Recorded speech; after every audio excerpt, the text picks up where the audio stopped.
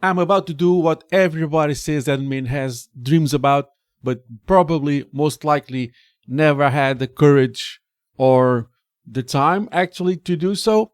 Let me show you. So I have here a pretty basic, simple Linux box. This is a Rocky Linux box, but this should work on any Linux.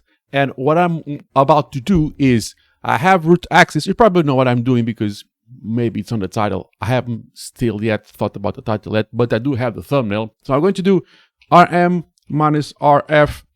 So let me load the keys. And I have also a video in this channel to show how you can quickly load your keys. So let me do the rf -rf/. And for the people that are a little bit less versed in this, I'm about to delete the full file system. Let's see what happens if I just do as is. Okay, so in this case, in this iteration of Linux, of Rocky Linux, it's giving you a warning. And it's telling me that if you want to do that recursively on the slash, do this. So recursive deleting is, so let me explain what RF means.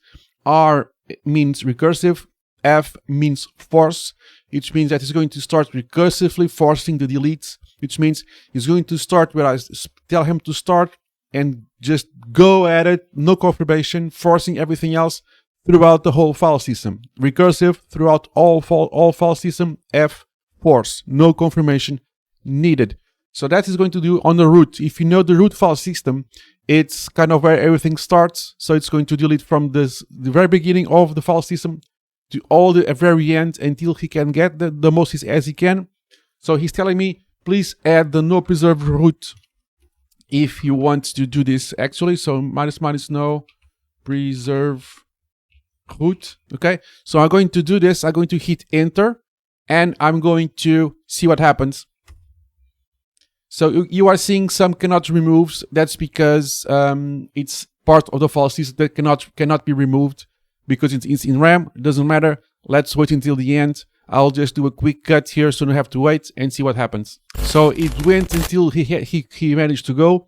So if I do ls does not exist, cat does not exist. So it seems that my system it's in bad shape. Makes sense because we actually did the removal of the whole file system. So some commands may work because they were in memory, but most of them will not. So what we do here, well, we are borked, we are screwed. This system is basically that. So if I try to reboot the system, does not work. This is not work because all the commands are just gone. So I'm going to force reboot the system here, and everything is just completely dead. Okay, so even though there was confirmation that to make sure that I really want to do this, I said yes, and that's what happened. And this is believe it or not, this is not the worst case scenario. The worst case scenario would be that my file system is linked to other file systems of other machines, and things will just go really, really bad for my machine and the neighboring machines. So be very careful. Be careful while you do this. If you never saw this happening, now you did. You see the results. So tread carefully. Like, subscribe, and comment. It really helps. And I'll see you in the next one. Cheers, guys.